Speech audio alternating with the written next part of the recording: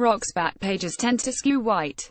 Shelves are filled with tomes about the Velvet Underground and the Smiths, and these days even fairly minor US college radio faves and New Zealand droney pop combos seem to merit a biography. Publishing houses have been slower to celebrate or give a platform to key figures from black underground scenes. It's pleasing then to read these memoirs by two pivotal drivers of UK bass culture.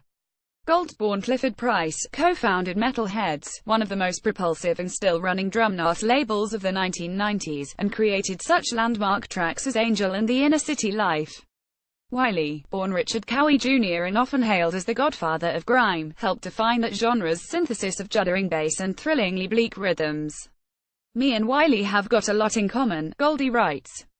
"And not just the fact that we're both a bit nuts.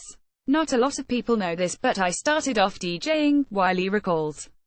"Back then I was spitting bars, but I was into jungle." Both memoirs are bloodied and bruised. Goldie's white mother came from the Glasgow Gorbals, was the daughter of an alcoholic and let her son be taken into care when he was 4.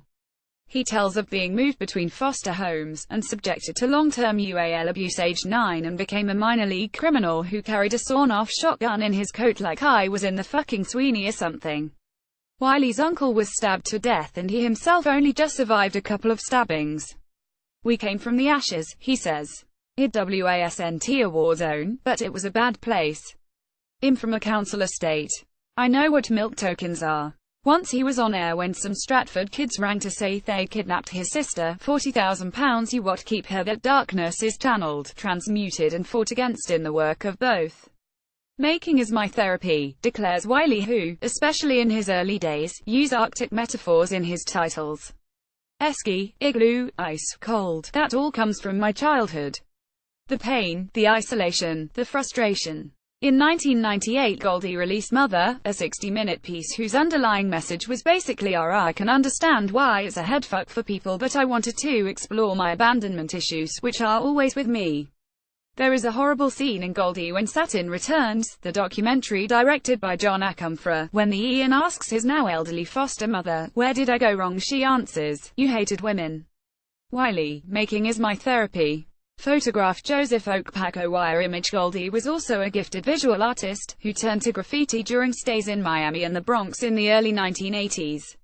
In making these urban hieroglyphics, the camaraderie and labor that went into them as much as their hermetic beauty, he found a kind of community. "I obviously felt a very strong need to be a part of a family. Looking at trains and thinking, these kids are writing their names from one end of the city to the other, I finally felt like I'd found one."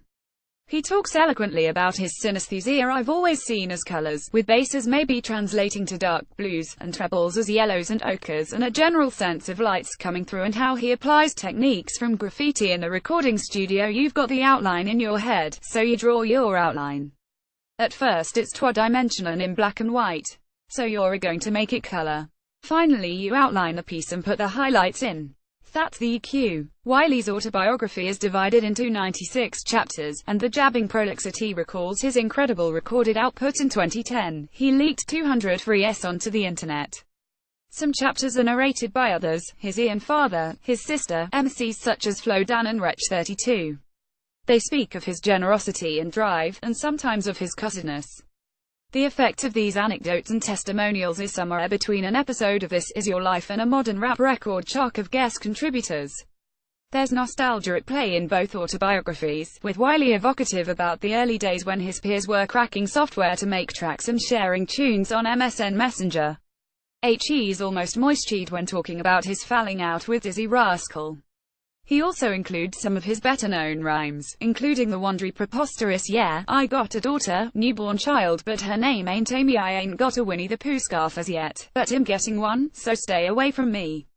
Gold, a more adept raconteur whose feast of anecdotes is cannily organized by ghostwriter Ben Thompson, has the better stories, of ing David Bowie knitting in a caravan on the Isle of Man, of punching a Harlequins fan who had the temerity to liken Leeds to the Bronx, of nearly being eaten by a boa constrictor.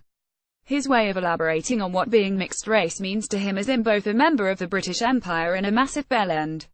His figures of speech, he describes himself as the Doris Stokes of drumnut, can be as delirious as they are entertaining.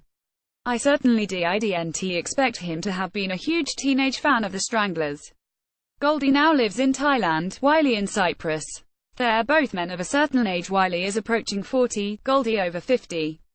Wiley, in particular, can like the type of East End elder he and his mates would have laughed at when they were younger. In my day, you grew up with people before you started kissing them, or laying down with them. Goldie stages a telling conversation with producer Doc Scott in which they reflect on how the capital has changed for kids trying to create a scene. Neither of these memoirs are how-to guides, but they're both concussive, a bit chilling and thoroughly infectious, just like the They Celebrate All Things Remembered is published by Faber. To order a copy for £16.14 RRP £18.99, go to bookshop.theguardian.com or call 0330 333 6846. Free UK PP over £10, orders only. Phone orders min PP of £1.99. Eskiboy is published by Heinemann. To order a copy for £17 RRP £20, go to bookshop.theguardian.com or call 0330 333 6846. Free UK PP over £10, orders only. Phone orders min PP of £1.99.